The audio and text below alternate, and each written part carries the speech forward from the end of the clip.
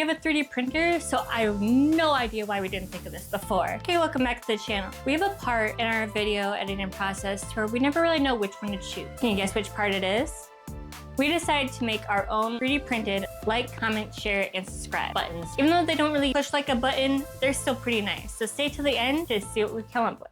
The design process was pretty quick, and I don't have much video of it. This is the final design of the base and light housing with the topper that will hold the like, comment, share, and subscribe light covers.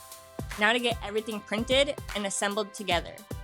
Shout out to my partner for doing all the electrical work and hooking up the lights so I don't electrocute myself.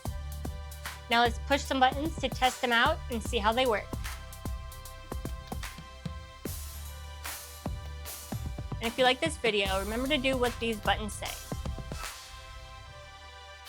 Obviously, we have some work to do. If you made it this far, you're the reason we keep creating. Thanks for being a part of our journey and our community. Every view, like, comment, and sub genuinely helps this channel grow.